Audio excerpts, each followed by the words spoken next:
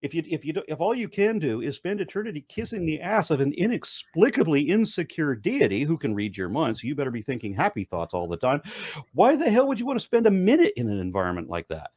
Well, I mean, this sounds like daddy issues if you ask me. Ave Maria, gratia plena, Dominus tecum, benedicta tu in mulieribus, et benedictus fructus ventris tui, Iesus. Sancta Maria, Mater Dei, ora pro nobis peccatoribus, nunc et in hora mortis nostre. Amen. All right, guys, welcome to tonight's hour-long discussion, not a debate, just a discussion comparing worldviews between Aron and I and John Fisher. Once again, click the like and subscribe button if you enjoy the content. Also, special thanks to my friend Jay Payne for the cool intro music and outro music.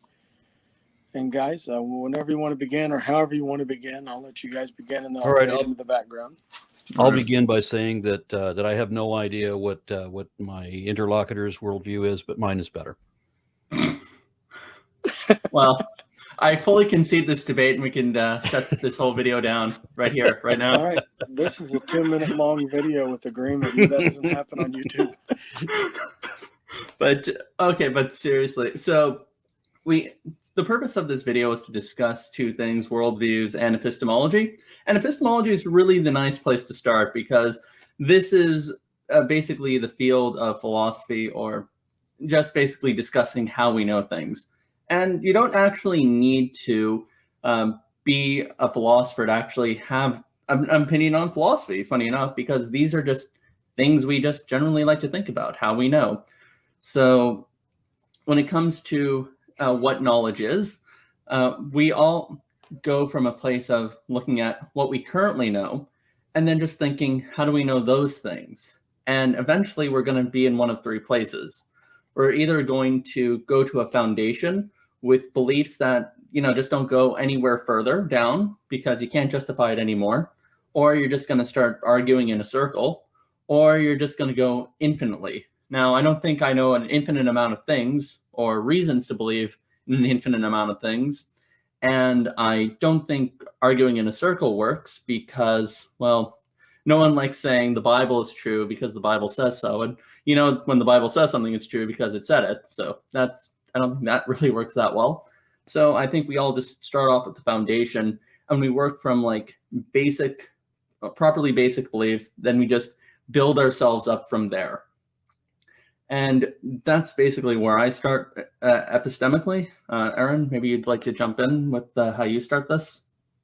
Well, I've mentioned on many occasions that I've never been a student of philosophy, but then whenever I get into these type discussions, it always shifts over to philosophy. And then people in the comments will always ridicule me for not having studied philosophy simply because I haven't studied philosophy after I admitted that I didn't study philosophy, as if my opinion has no validity whatsoever. So it goes quite against your opening statement.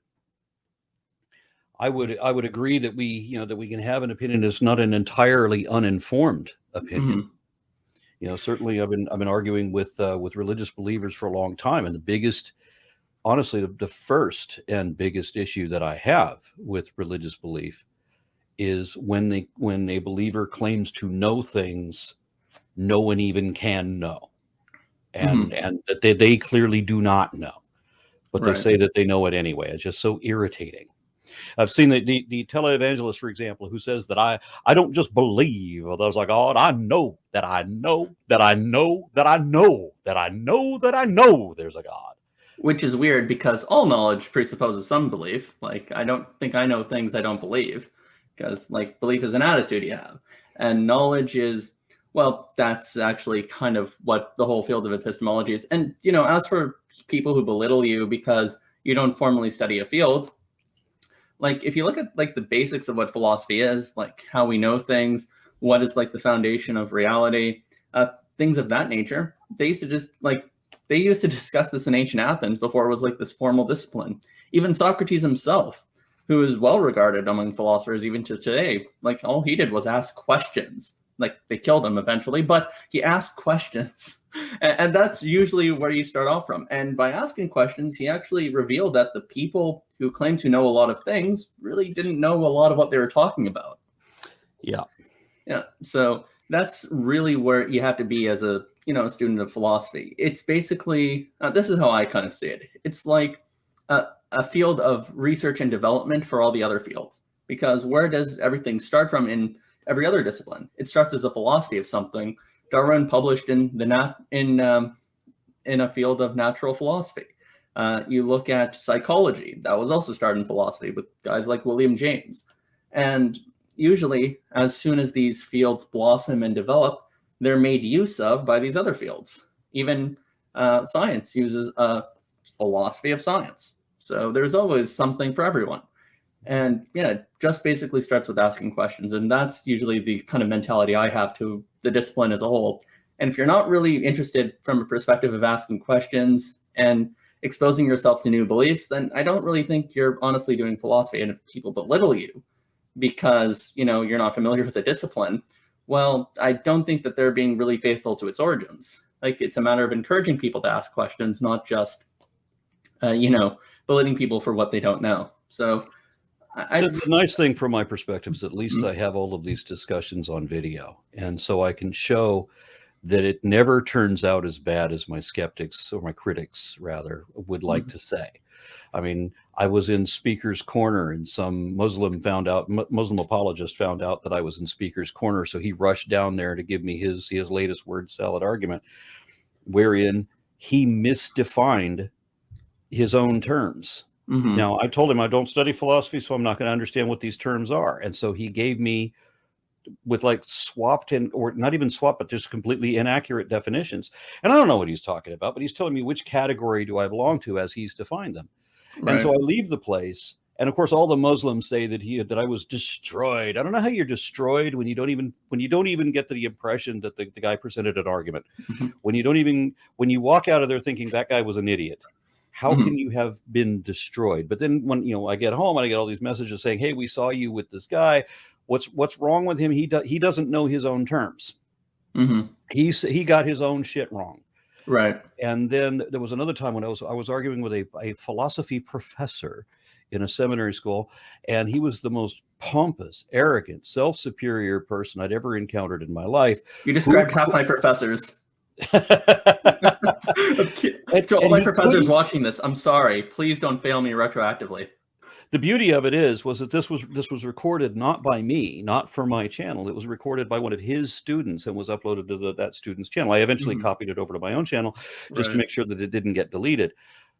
But virtually all of the comments, all of them, on his own student's channel, we're talking about how he's backpedaling, how he's making shit up, how he can't agree on his own terms. What the hell is he saying? It's all word salad. He's all being defensive. Honestly, I did the least talking in that interaction than I've ever done. I asked one or two questions and I listened to 5 minutes of bullshit from this guy. And according to the critics or the comments from his own students, that's what he was giving. And the commentary was so bad that he then challenged me to a formal debate later on. I didn't allow that debate to happen because he kept making false accusations, saying he was saying that I was abusing his students. And so I had to present email records to show that the student contacted me. And so that and here's the content of our interaction. So nothing this guy said, it actually happened the way he describes, and he's not going to stop making the accusations. And I'm not going to let the debate be all about me defending against this false accusation of something I never even did. Right. So we're not going to do that. And so that's why that debate never happened. Well, here's hoping I might do a better job of convincing you that there is actually something to this area that's interesting, rather than being a pompous person. So yeah, I'd like to throw out just two more examples, just for people to understand where I'm coming from on this. Can we break even with one? Can I negotiate? I'm kidding. Go for it. Recently, a few months ago, I got into a discussion with a handful of Muslims where my thought is they're going to present their case. And very often I have this debate or not a debate, it was just, I do these videos like, okay, present your case. Why do you believe? Convince me of why you believe. And they never do. Instead, it's always questions for me. You can't prove there's no God. That's your whole argument, is it? Oh, are you referring to your exchange on the Thought Adventure podcast? I'm sorry? Oh, are you referring to your exchange on the Thought Adventure podcast? I've done a lot of them. So there are 3 Muslims. One of them has a red hat. I don't remember. There was one thing where there were 3 Muslims, and they wanted me to agree to a necessary being.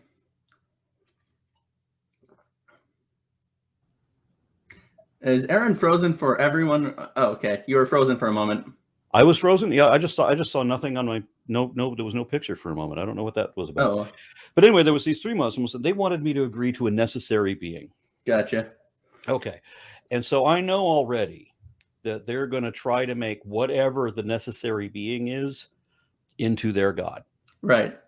Now, I'd always had the position that that in the case of our universe, that there had to be a universe, that it was impossible for there to be nothing, because if there's nothing nowhere, then you can't have anything anywhere else. Mm-hmm. So you either got nothing anywhere, period, or you have to have something. So that was my thought. Right. But then I remembered, as we're talking about, they're trying to get me to establish this position where suddenly I'm speaking for all of science on a subject I don't even study, because we're talking about cosmology. Where did the universe begin? Right. And I keep telling them, okay, so I don't study philosophy and I don't study cosmology. You don't want to talk about evolution. You don't want to talk about anthropology, something I'm actually trained in. You want to talk about the things I've already told you I don't study. So there's that. But on this necessary being they wanted me to accept, I knew that they were going to try to turn that into their God.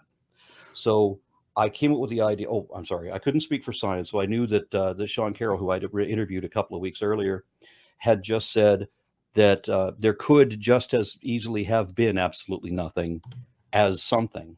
And so, well, he's the authority. He's the professional cosmologist, right? He studies cosmogony, all of this astrophysics. So he's going to be the authority over me. I don't even study the field. I certainly can't be the voice representing the science. And when I point that out, well, then they get all upset, because well, what is my personal opinion? Uninformed. That's what my personal opinion is. Oh, I see. That's why I should. But prior to remembering about what he said, I was trying to walk this through, trying to be as generous as I can, to let these guys take what I could see was going to be debate. I said, so if there has to be something, if there has to be nothing instead of, if there has to be something instead of nothing, then what would the necessary being be? First law of thermodynamics: nothing can be created or destroyed. The universe is eternal. Again, Sean Carroll says that as well. So I say, then we have to have always had matter and energy. Let's just call it material energy that has to have existed. I know a number of cosmologists that say that some form of matter and energy, maybe universal wave function as well, always existed. They are eternal in some state. Okay, fine. So we'll go with that. And I knew that if I tell them that I accept dead material, they were going to turn it around to say that dead material is their immaterial living intelligence. Oh, so I remember this discussion, and I really came in here prepared to discuss, something else, and it might be a little more in your wheelhouse, but we could discuss the contingency argument, and I could kind of help you get the gist of understanding how it actually leads you to God. Like we could discuss either or, whichever you prefer. Well, I couldn't figure out if we go to this, if we say that there had to have been this lifeless, unintelligent, non-conscious material, how does that become an immaterial consciousness? That's a good question. So basically the argument starts off with like 2 premises, which is if there exists contingent things, there exists a necessary thing. There exists contingent things, therefore there exists a necessary thing. And of course, then you do this whole conceptual analysis where you basically derive that this being sounds a bit like God. So first you have to go through the first steps of the syllogism. If contingent things exist, a necessary thing exists, contingent things exist, a necessary thing exists. And then you have to do a construction of why God seems to fit as being the best candidate. And you know what? I could even use my epistemology to tell you why I'm convinced that this argument is also pretty good. We can do that if you like. And by the way, I just want to say one thing. If you I'm not trying to get you to accept the argument or even the conclusion. All I'm asking you to do is try to poke holes at it. And that's it. You could leave here as unconvinced as you were of it, and you could see why someone like me can find it convincing, and there's no kind of rational burden for you to accept it. Sound good? If there was a reality to it, then I would accept it, but there isn't. This is just trying to come up with a word salad that can define your God into existence. Okay. Which is pathetic. All right. So let's go with that. Let's go with that distinction between contingent things and necessary things. So do you agree that contingent things exist? And by contingent, I mean things that depend upon something else for their existence. So you and I would be contingent things because we depended on our parents to do the do and, produce us.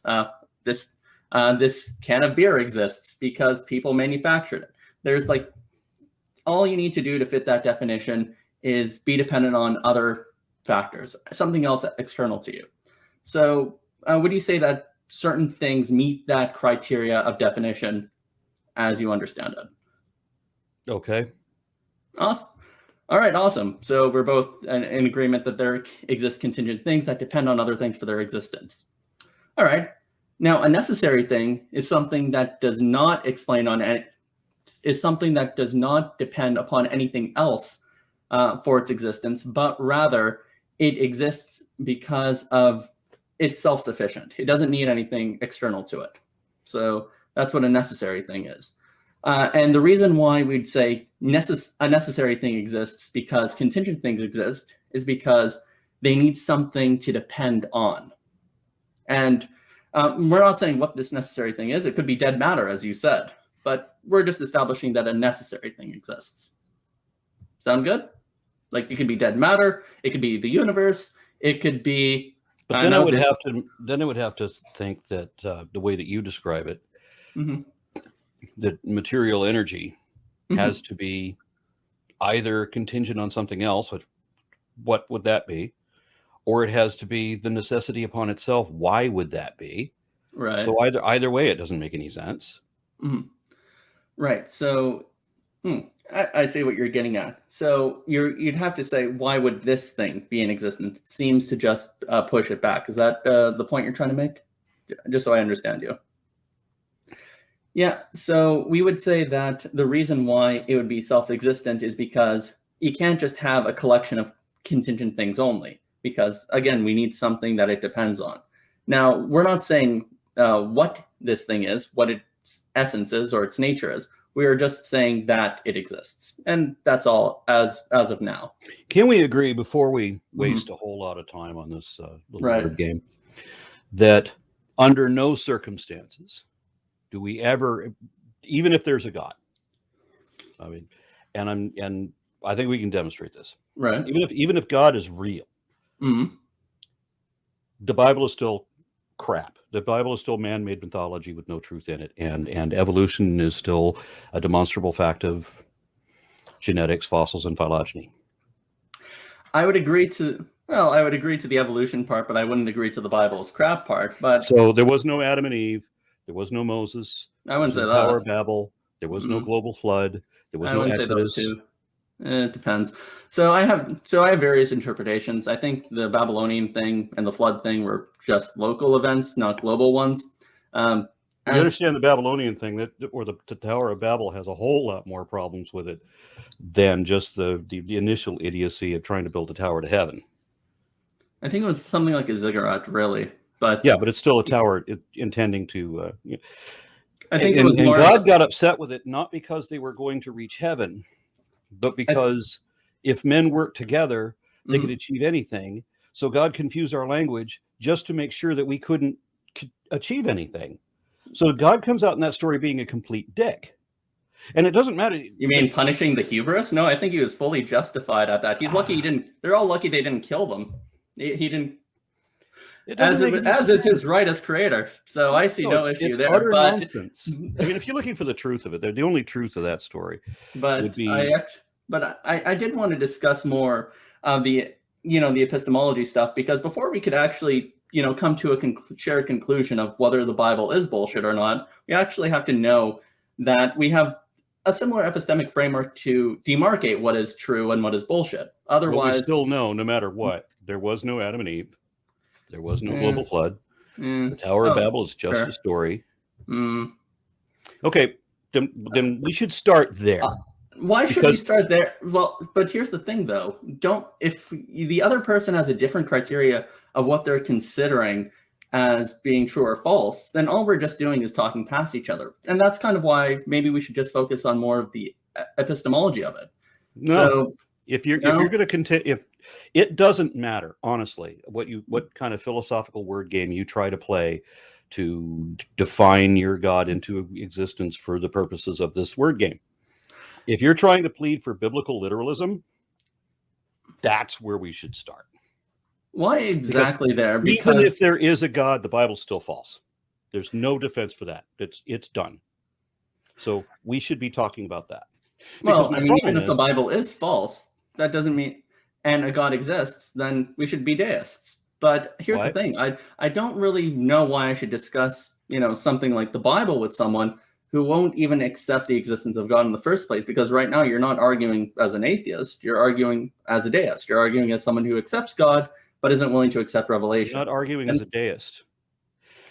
I'm thinking hypothetically, I'm capable of entertaining multiple hypotheses at once. However, in no circumstances, God or no God, is the Bible true. It's just not. Well, I mean... Nor can it be. Right. But we know that it's been disproved. No global flood. No Tower of Babel. Adam and Eve definitely didn't happen. Even evangelical Christians admit Adam and Eve didn't happen. Even rabbinical scholars admit these sorts of things that I just listed did not really happen. Right, but I don't share that perspective. And if I'm going to argue, then that's where we should talk. Yes, because and we should talk about what we have to establish. So here's arguing for biblical literalism. Then that's the difference we have. Your God remains irrelevant. I'm not actually arguing for biblical literalism here. All I'm saying is this is what I believe. In terms of what hold on. All I'm saying is this is what I believe. But demonstrating how someone knows this or what warrant they have to believe it, that's the part that I am more interested in this discussion. That's kind of what I think we should be there. Yeah, we should be discussing first. But so here's the thing. I like. Well, I mean, so here's what. So here's the thing. If somebody doesn't accept the scientific method, then what purpose is there in pointing out this is what the science says? Like, you have to establish that the scientific method is reliable before you appeal to anything. Likewise, if you're going to say that the Bible is BS, you're going to have to say you have an epistemic position to actually state that. And I'm going to have to say I'm going to have an epistemic position to say that it's not true. So I think it's more important. And there we could have a productive conversation. Yes. So, but we can't with the other one because it really doesn't matter. Whether God exists or not has always been irrelevant. I don't think it is irrelevant because if a God exists, specifically the Christian one, then the Bible. Well, if there was a God, it wouldn't be the Christian one. Ooh, so you are the Hindu one. It certainly wouldn't be the Muslim one. So everybody's describing it incorrectly because nobody knows. Yeah, but at that point, we're going to go with our epistemology. So so the argument that you're presenting me is because there's a disagreement in religious beliefs, ergo, we don't have any foundation to establish a religious belief. But no, because the Bible is false, and we can prove the Bible is false, then we don't have to. We cannot believe in the Bible God. And the thing that I constantly say is that religious believers will try to avoid the biblical topic to talk about this other philosophical thing because that's the one venue where they think they can sound like they've got a case, but you really can't. And it's like when they argue about creationism versus when they argue about evolution. Right. I have been offering for more than 20 years now to prove evolution to your satisfaction. And believers run screaming from that challenge once they realize that it's legitimate. Only a dozen or so times have people actually accepted the challenge. And then when they realize what's actually happening and that I actually can prove the case, they always end the same way. They always end with the guy refusing. It has to be a Socratic method. It has to be interactive. I have to explain the basics. You acknowledge that you understand the basics. Then we go on to the next level. We never get to the next level because they will not answer direct questions. That has to be part of the rules, and they just won't. Simple Right. yes or no, will not do it, ever. Right, but notice that this started with me asking you questions about the contingency argument and moving on to this, and then I'm just trying to move it back to something more fundamental, because I think this is really where it needs to go to No, I know, but it's not. epistemology. And So when okay, I'm but trying to here's argue- well, when I'm so trying to here's my argue so here's my question. Let's assume that we can't take the Bible literally, because taking the Bible literally as an inerrant document leads us to all these absurdities. Fair enough. That's There- all that it leads to, yes. Let's grant that. I'll grant that for the sake of argument. Okay. There are various theologians who are even willing to accept and argue that position and still say that Christianity in some sense is true. They'd still say that Jesus rose from the dead, for example. And That's why I they'd don't still deal say- with- and they'll still say that, and they'll say that the Bible is just a collection of narratives kept alive by the Christian tradition that over the years has just improved. And this is just one way of going about it some Protestants take. And if you've demonstrated to me that the Bible is not as inerrant as I think it is, then I'd probably move in more that direction. But as it stands, I'm more interested in the epistemological discussion, because this is really the basis of how we demarcate what is BS and what isn't BS, what is true and what isn't false. That's what I'm more interested in. Yeah, one of my teachers she was working for the Human Genome Project, and she was also a Christian. So she says that she was working some workshop at her church to try to unify the faith and science. And she wrote me this nice thing in an email, not knowing that I was going to end up using it. But she's describing how she realizes that Adam and Eve and Noah's Ark and all of that are just folk stories that, made up by people and that worked their way into the Bible because of, human foibles. But she doesn't try to prove all of that because it's all nonsense.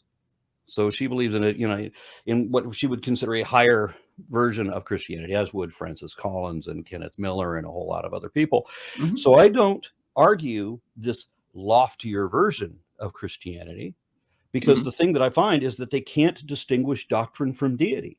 And that to me, that amuses me.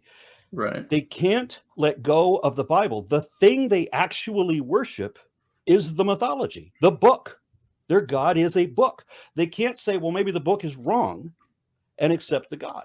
And if there was a God, the book would still be wrong, because the book's wrong anyway.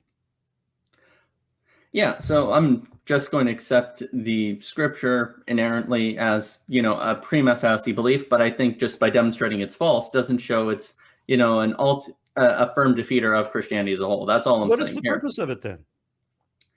Well, the purpose is it's supposed to be a continuation of tradition that's handed down from Christians in past century to today.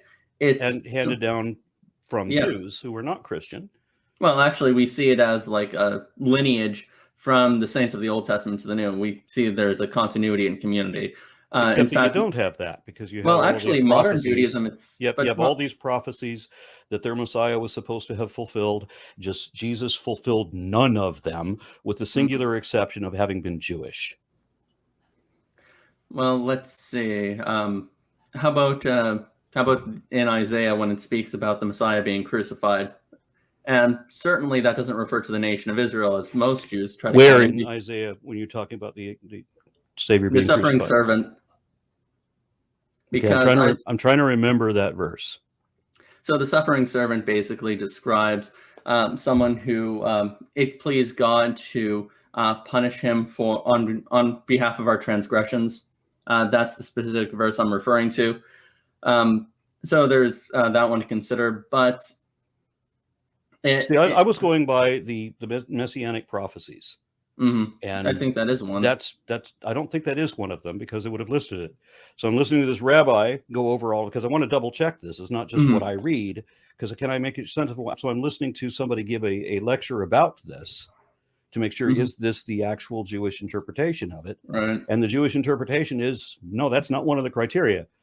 That the fact that he was Jewish, that's it. That's the only thing he met.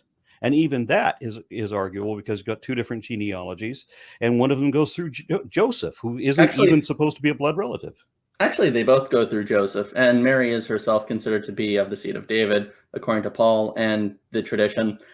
Basically, there's a Levirate marriage, and it's documented by Julian Africanus and I think in the 2nd or 1st century. But in any case, I actually so then you have these Jews who have these long messianic prophecies, all these things that Jesus was supposed to do. He was supposed to unify the country. He was supposed to unify all of mankind. He was supposed to be the sovereign leader of Israel, and none of these things ever happened. And it was supposed to be somebody who either cannot die or was not supposed to die and come back. He was not supposed to die. He was just supposed to do all of this during his one and only life. And Jesus didn't do any of that. So all of the messianic prophecies collapse. Yeah, a few things. One, Israel has always understood to be the spiritual continuation of those who believe in Christ and of course believe in God. Even Paul says, what was it exactly? Not everyone is in Israel is of Israel. Israel has a long history in the Old Testament of going away from God, worshiping idols. It usually takes a small remnant to bring them back.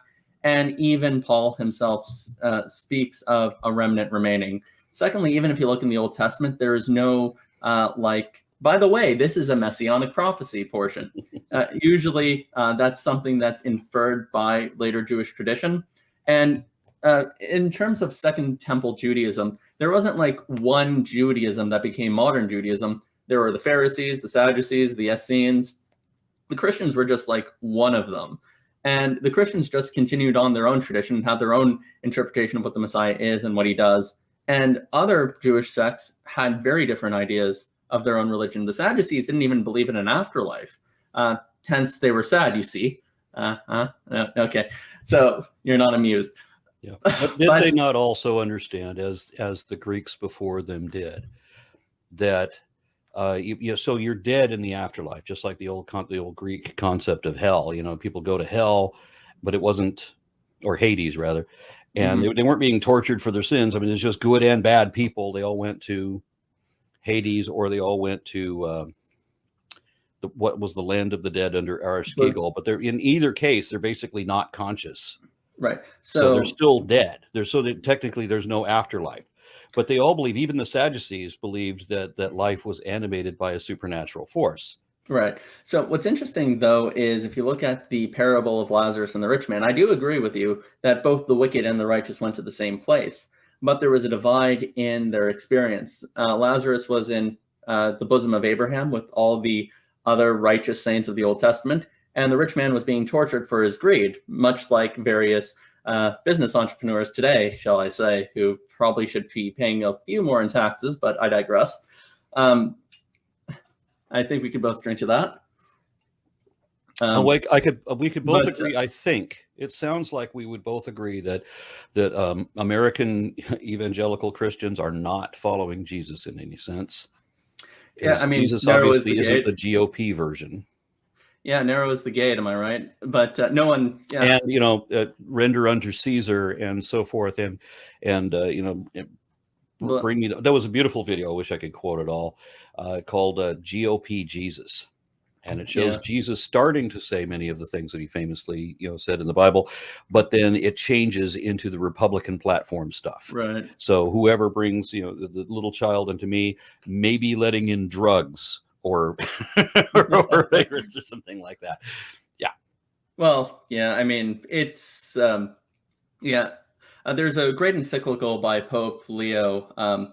And basically he, when he was trying to speak on the fact that many socialists were revolting, he said, yeah, socialism is bad, but you know what? All these rich capitalists are the ones who are aggravating this because they're obviously mistreating their workers and not paying them right.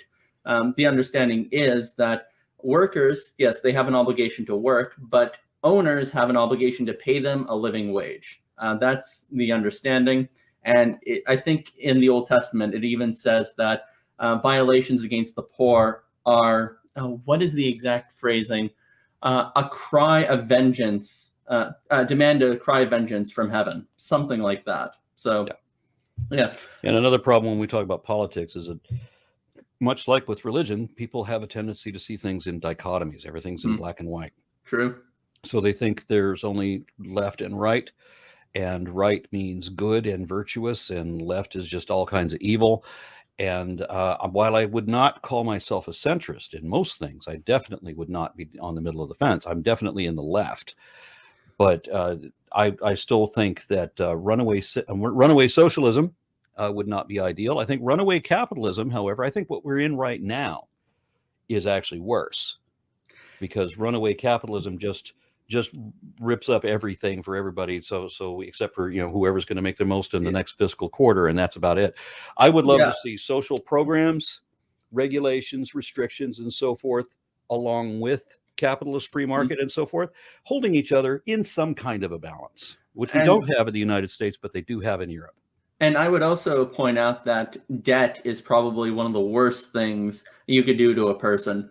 And people tend to look at the Old Testament and slavery, but there is a kind of slavery that is alive today, which is debt slavery, where people are constantly kept in debt to big corporations. They have to pay off bills that are constantly over their head.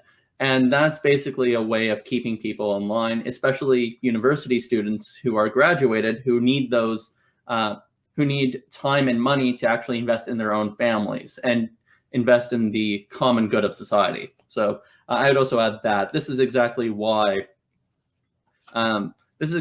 cultures were always very pessimistic towards usury in the past, and that same sort of attitude should still be around. And then we have this other issue that, if we can't talk about the idiocy of the Bible, which is full of absurdities, atrocities, inconsistencies, and contradictions. There's literally no truth to it. There's very few passages that could be excused as passing for wisdom throughout a whole bunch of savage nonsense. But beyond that, we have the crux of the belief system, which is no defense of it. It's the idea that if you believe, then you may be saved. But if you don't believe, then it doesn't matter. It doesn't matter how evil you are. All your sins can be forgiven if you but believe. But if you don't believe, then it doesn't matter how good you are, because the only sin that will not be forgiven is the sin of disbelief. So an eternal, infinite punishment for a finite thought crime is wholly unjust. So it's the stick and the carrot. And you know what? The carrot isn't even good. So heaven would be a damnation very quickly, especially when you consider the fact that you're like trillions upon trillions or trillions times trillions of eons, and there's no way to escape. There's no way to let it end. I have to disagree with you on this one. According to St. So there is a way to escape heaven. There is a way to let it end. Why would you want it to? In fact, because it's got to eventually. No, because if you don't have any free will, if all you can do is spend eternity kissing the ass of an inexplicably insecure deity who can read your mind, so you better be thinking happy thoughts all the time. Why the hell would you want to spend a minute in an environment like that? Well, this sounds like daddy issues, if you ask me. Like, as far as I understand God, I'm not thinking daddy issues. I'm thinking Twilight Zone. It's a Good Life. Remember little Anthony Fremont? Everybody's trapped in the house with little Anthony Fremont. He can read your mind. He's a 6-year-old kid, and you better be thinking happy thoughts, or he'll turn you into a jack-in-the-box and wish you into the cornfield. Unlike Anthony Fremont, God is the very ground of existence itself. He is the source of your own. Fortunately not. As I understand, hold on. As I understand it, God is the very source of existence itself. You and everyone else pre-exists in God in all of eternity. And when we are with God, we are more ourselves than we are ever apart from God. When I'm with him, there's a certain freedom. And by the way, usually Americans have this idea of freedom of, I have the freedom to do what I want. I have the ability to drink beer, shoot guns, and even vote by shooting a gun on the ballot as I'm drunk. So it's kind of a freedom to do, it's a license, like a freedom to do what you want. I understand freedom as a freedom to the good.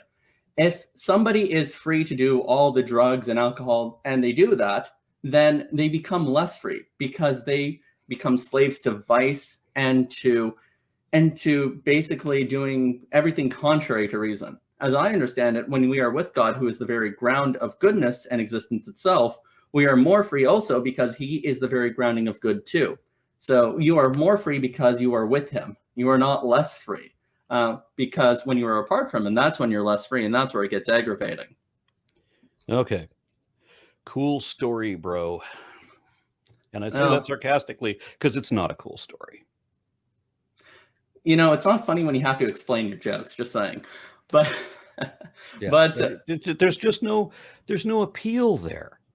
Well, I remember there's no- praying to there- God when I was 12, when I realized the first lie of the Bible was that the Bible is the Word of God, and that God is love, and that if I read the Bible, I'm going to experience the wisdom and genius of God. And of course, you can't get 3 pages into that book before you realize that this was written by an inferior being, a collection of disagreeing, interconflicting, inferior beings. This is clearly not the word of a superior being in any sense.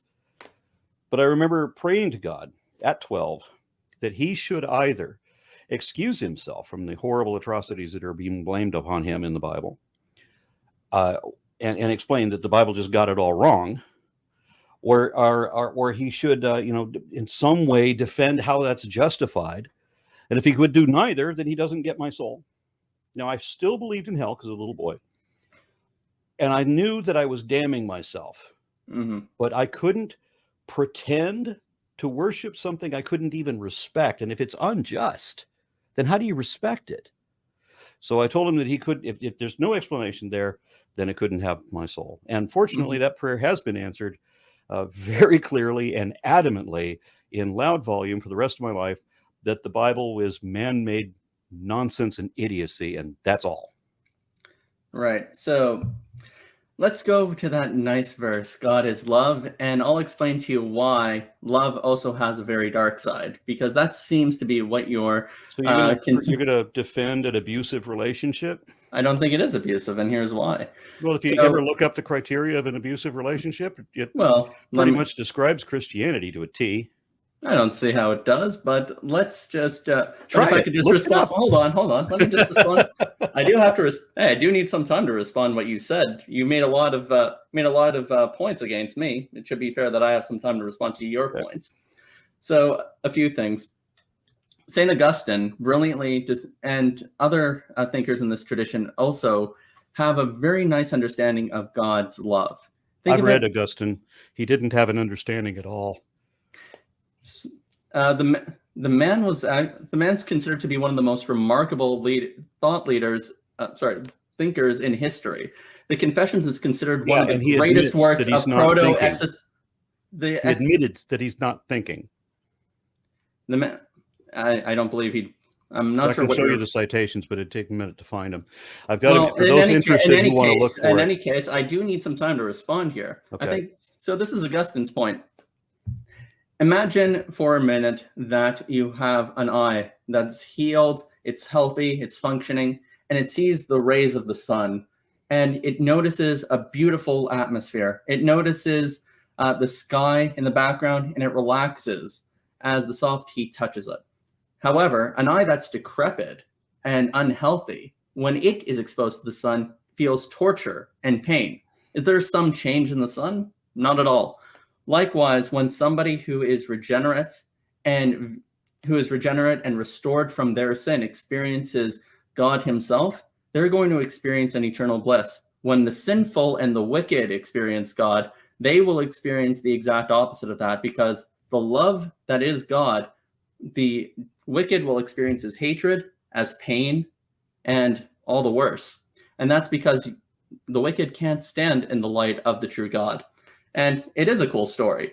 It happens to be real too, but it's a true story. But it's a good story. And this is actually why Augustine is considered such a great thinker. It's because of analogies like this and other things to keep in mind as well. In terms of whether or not we can assess whether the story is true or not, we do have to go back to the topic of epistemology and how we're justified in knowing what we know. I'd say that belief in God doesn't even require evidence. It's just properly basic, just like the existence of other minds, or induction, or causality, or any other properly basic belief. I explained that by noting the fact that the circular reasoning fallacy is ubiquitous throughout all religions. Am I circular reasoning? I'm just saying it's properly basic. You don't need evidence. You just believe because you believe. Well, I mean, there are a lot of things you believe because you believe. For example, you believe the world was created 5 minutes ago? No. Okay. But I don't believe that because I believe. Okay. So how do you know the world wasn't created 5 minutes ago? We have to go with degrees of probability. How do you measure the probability? It's completely underdetermined whichever way you go. Because it wouldn't make any sense for the world to be completely remade every 5 minutes, or for it to have made 5 minutes, or last Thursdayism, if that's what you're going to bring up, that we have to create all of these illusions. We have to go all of these extremes. Both Hitchens' razor and Occam's razor are violated by this. Hitchens' razor is self-defeating, and it doesn't violate. How is Hitchens' razor self-defeating? Because it can't fulfill its own criteria. How not? What evidence is there for Hitchens' razor? That you don't accept as true things that are not supported? So you tell me you have a dragon in your garage, I should just believe you? You're not providing evidence for it. You're just... right. So you just assert whatever you assert, and people assert all kinds of crap to me all the time. And you're just asserting Hitchens' razor. I'm regularly told that Obama was a foreign-born Muslim socialist who is manipulating Biden through an earpiece, and that he's still going to take our guns away. I'm told that Tom Hanks drinks raped baby's blood while he's worshiping Satan. I know people who actually believe that extraterrestrial reptiles and human guys have assumed control of the Illuminati. I don't believe any of them because they can't produce evidence. The wise thing to do is to accept accept a possibility when they can show that there is a possibility to consider, but otherwise don't believe it. Yeah, but notice how this is all just self-refuting, because how is it self-refuting? Well, the proposition you should only accept. Hold on. It would be self-refuting if you ignore that and foolishly believe every ridiculous thing you're told. Well, that's not evidence. You're just saying the opposite is absurd, but that doesn't show what you believe is true. That just shows the alternative is absurd. That means that we're not believing. We're open to possibilities if you can show me that there is a possibility to consider. I don't consider those to be the only two games in town. What is? The idea that we could just believe in anything we want, and the other game is only believe on evidence based on a self-defeating proposition. But it's not self-defeating. So if you assert to me that you have $1 million in your back pocket, but you won't show it to me. Right. You have a pet orange moose that lives in your lampshade, but you won't show it to me. I'm not going to believe you. That's perfectly valid. That's not self-refuting. That prevents me from being a gullible fool. A fool being one who too readily believes improbable claims from questionable sources on insufficient evidence, which is why it's not at all surprising that the Bible and the Quran both give the opposite definition of fool from what we know from common parlance. Yeah, so far, again, it's self-refuting because you've not provided evidence for your support. You're just saying the opposite conclusion is just not possible. I'm not really seeing how it's... Well, okay. So we don't want to be fooled into believing things that are not evidently true. Right. To that goal, we should dismiss, or we're not going to say that it's necessarily false, but it hasn't reached the credibility to consider. An unsupported claim has no more credence than a claim that has already been proven false. Both have zero. You have to show me that there's a there. Yeah. And then then we have something to talk about. Then I have something to consider. Yeah, so far as I understand, a self-refuting proposition is one which can't stand up to its own scrutiny. So far, if you're telling me I should believe everything based on evidence, that's something that's not itself based on evidence. Guys, in 2 minutes, we'll do some short questions from the audience for like the last 10. Okay. I'm afraid we didn't get anywhere. When I argue with creationists, I have a way of a method to show what truth there is to evolution, to get them to realize that evolution is real and a thing. But they don't ever want to look at that. They always want to change the subject to how did life begin, which is not where we're talking about, where's the distinction between microevolution, macroevolution, how much of this evolution do you accept, what animals, what kinds were on Noah's Ark. I'm trying to reason with these people, but they don't want to see reason. So they're trying to desperately pull off to the darkest issues of the distant past, to the confusing bits where they think maybe it's safe to say things, but they don't want to consider what we can show and prove and demonstrate, because they're trying to maintain make-believe. It might not have come across to everyone in this video, but I actually do have some respect for Aron and I. I'm saying Aron and I this time, not Aaron. I note that. Thank you. Because honestly, when it comes to the evolution debate, which is his wheelhouse, he says he wants to get at the truth, and I have no reason to disbelieve him. And frankly, when it comes to the whole Socratic dialogue thing, I agree. That's a great way of having a conversation. Now, in terms of what took place here or what transpired, I think in terms of what I was trying to do, I was just trying to keep it to epistemology because that's basically what I came here prepped to discuss. I wish we talked more about the epistemological issue. I know Aron felt that whether or not the Bible is true or not was the most poignant part of this discussion. And to be fair, this is also a discussion of worldviews. So, like, worldview is very encompassing. If you could convince me that there was a God, you'd still be at square one because the Bible's still wrong, and we still have to talk about that. That is true. But at the very least, there's one thing the Bible says that you would accept as true. So I'd have one last thing. Ecclesiastes 3:18-21. Would you mind sharing that with us? The summation is, Ecclesiastes is saying that who knows whether the breath of the beast descends into the earth and the breath of the man ascends skyward, because men and animals, or men have because of their own vanity, refused to admit that they are in fact just beasts. And the brilliant part, what makes this one of two, maybe three places in the whole Bible that actually count as actual wisdom, is it says that you shouldn't be talking about things you don't know about, and shouldn't profess truth about things you can't demonstrate. That is true. And I also notice it calls people beasts. So that's actually pretty interesting. I do hate the button because this has been fun, like going back and forth. We completely see two different worldviews clashing, and you guys were very respectful, even with the heated at times. John, are you drinking a light beer again this time, or did you get a darker, more adult beer? Yeah. Thank you for that, James.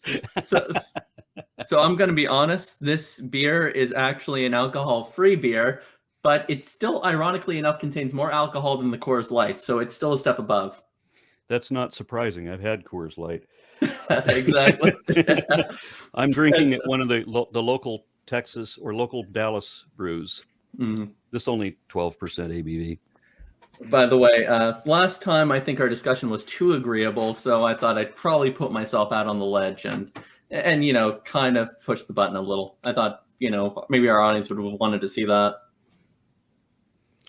And I will confess, guys, I told them to ask any questions. So some of these questions I got are off topic, but I figure we'll throw them out anyway. It'd be kind of fun. This one is a question for Aron. Can you trust an illiterate man to accurately convey the word, the most important information humans should know? I'm referring to Muhammad. Yeah, I don't think Muhammad was actually illiterate. He was unlearned. So he got all of his information from other scholars of his day. He didn't do a lot of reading, but he was a merchant initially, and he couldn't have done his business if he couldn't read. And people who are fluent in classic Arabic have assured me that it's a relatively simple language. If you already speak the language, you could learn how to read it very easily. There's only so many characters, I forget how many, and it would be easy for him to do. But the things that are often extolled as miracles in the Quran are all things, including some errors that were maintained by scholars of the time that he would have known about living in Medina or Mecca. Although the characters are rather limited, when you get into the vowel points, that's really when the Arabic gets a little more complex, because they don't have vowels like written into the word. I believe they have points to kind of emphasize where the vowels are in the word pronunciation. My understanding is that the classical Arabic didn't include those. Yeah, it was just known, I think. Yeah. Mm-hmm. Yep. And then the next question is from Caleb Jackson to Mr. Arnrall. What do you think of peer-reviewed material arguing for scientific accuracy of prayer and healing properties?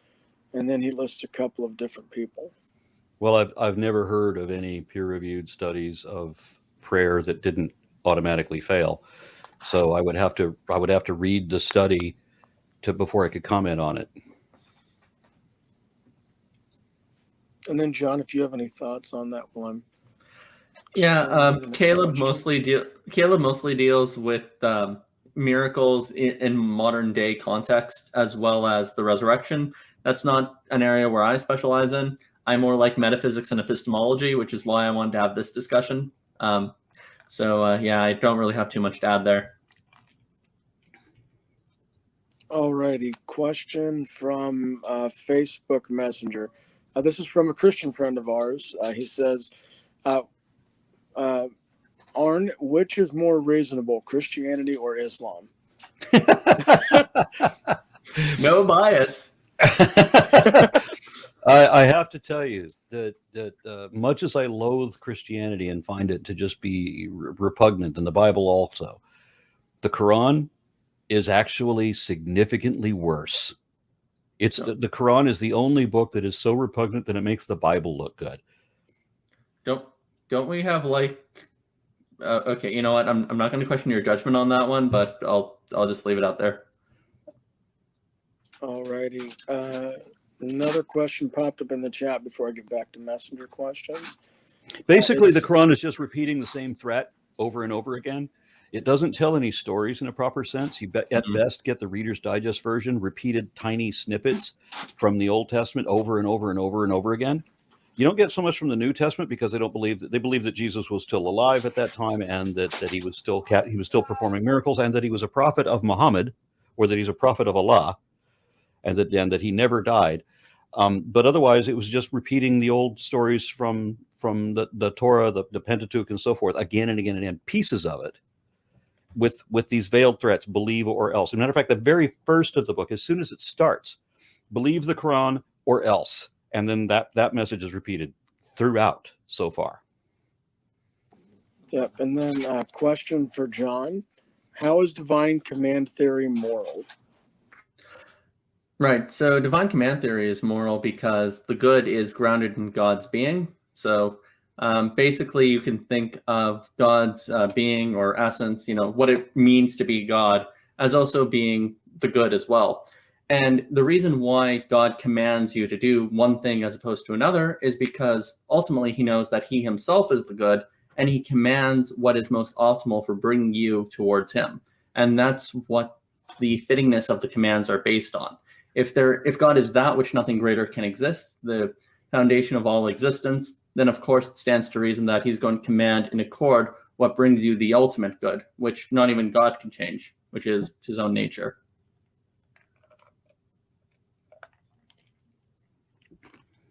James, you're muted. Thank you.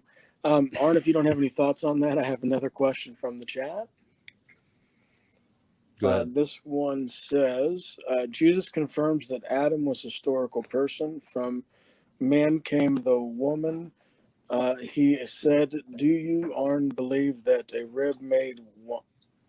That's a little bit of a wordful. I think he wants to know, do you, Arn, believe that a rib made woman? If no, Christianity collapses. At best, I think Jesus was actually more what Christians worship as Jesus was actually more than one person.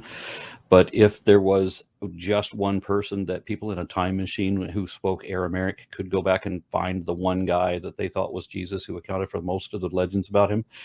If you brought him to the modern day and showed him The Passion of the Christ or Jesus Christ Superstar, he wouldn't recognize that either of those movies were made about him. He wouldn't recognize the most important parts of it. I think Jesus, the central character that became Jesus, was a first century faith healer who was just as disreputable as any faith healer we have today, just as dishonest, just as ignorant. And yeah, he believed in the old fairy tales. He thought that Moses and the flood were real. He thought that Adam and Eve were real. We know that these things didn't really happen. There's an awful lot of things that Jesus said they were actually pretty stupid. But those are just two among them. And so, no, there was no Eve, there was no Adam, and none of that story has even a kernel of truth to it. It's adapted from earlier myths who also don't have a kernel of truth to them. They're all made up stories based on made up stories and then compiled together. Mind if I touch on a few things said there? Yeah, Please. you're good. Yeah, all right, cool. The first thing is, I have seen Jesus Christ Superstar. I also don't want to recognize it myself. So first things first. This Passion of the Christ I actually did really like, mostly because it is based on the 12 Stations of the Cross. So I'm not going to touch on that movie too much. In terms of, like, if I'm going to put on like my historian hat and I'm going to say what's the most natural explanation for Jesus, I'd have to say something like Bart Ehrman's thesis that Jesus was like a failed apocalyptic preacher. If you're going to be an atheist, I think that's probably the most likely naturalistic explanation. In terms of in terms of what he would have believed, I agree that it's really hard to, separate the Adamic creation narrative from like Christianity as a whole, mostly because of the fact that the atonement itself ties a lot into it. So I very much see a hard way of disambiguating the two things. And that's just my own general opinion. Also, the only thing I'd like to add to that is that any movie in which Mel Gibson's name appears anywhere in the credits should not be considered history. That is true. The Patriot was just awful. Apocalyptica, Braveheart, Pocahontas, all of them. Pocahontas was trash. Braveheart, I still have some love for, just not as a historical narrative, but just as a movie. There was one part that was true. The very first words in that movie. Historians will say that I'm a liar. that much is true. All right, just some short housekeeping. Then I want to give the guys a chance to plug what they're doing next. One, I'm getting private messages asking why I'm not addressing or commenting on some of Aron's points. So when I'm in this spot, I'm the host, I'm the moderator, I am neutral. In this channel, I like to set up conversations one-on-one. I don't ever want like a two-on-one. I want there to be like an honest exchange of dialogues. But if you do want to see interactions with me and Aron, he's been kind enough to come on my channel twice before. Well, 3 times now. I guess 4 today. Sorry. But twice, one-on-one, we talk about evolution and some other things. So go back and check out those and you'll get my thoughts. But guys, if you see me in the moderator spot or the host spot, I do not argue or engage like that. By the way, I did want to say one thing about Pocahontas. I know we both disagree on it, but had anyone ever compared you to Governor Radcliffe from that movie? Has anyone? Yeah, like has anyone made that comparison? Or yeah, when you have the mustache and the beard, like when my son was a little boy. I remember the people were saying that I looked like Jafar, but yeah, shortly after that, I started getting an awful lot of that Governor Ratcliffe crap, such that this Halloween, I'm probably going to be Ratcliffe. Okay, that's actually pretty awesome. I like how you're leaning in onto it, so kudos. All right, before I don't mind being a Disney character as long as it's the villain. True that. Before I ask you guys to plug your channels, there was a funny thing that I guess it's just randomly, like in groups, they start talking about this because Seth Andrews posts these videos of like his perfectly cut grass and the edging, and Matt's been doing some things. For some reason, Aron, there's been a request for you to post a video of you mowing your lawn because of the cool attire you wear, and like people just don't imagine you in dad socks and Yeah, that's way not me. I mean, I do have an electric mower that I can run over the old poison ivy, but I don't do any edging. I want my lawn to look like crap. I get angry. I'm hoping to move to a country place where I can park my Jeep in the yard and the city won't give me trouble about it.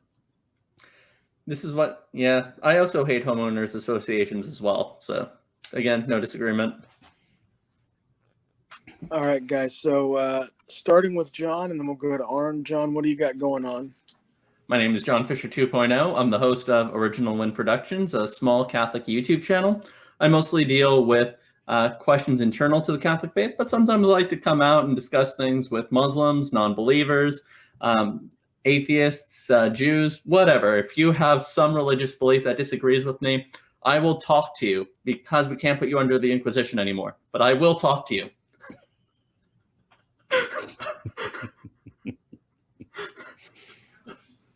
And Aron, what do you got going on and coming up? I am a full-time activist and trying to defend secular science education primarily, and also secular politics as well, because I think the integration of politics and religion has always only ever resulted in a violation of human rights. And I've been doing this as my full-time gig since 2014, so I need all the help I can get. Patreon.com/ARONRA. Thank you very much. Alrighty, guys, I'm going to kick the outro. Chat with the guys for just a moment after. Thanks for watching. Please consider liking and subscribing. If you want, go back, check out those videos with Aron that I mentioned. We had a couple of good ones yesterday. Matt Dillahunty, Caleb on the Resurrection, Apostate Prophet, Khalil, a new Muslim convert, discussing Islam. And thanks again, guys.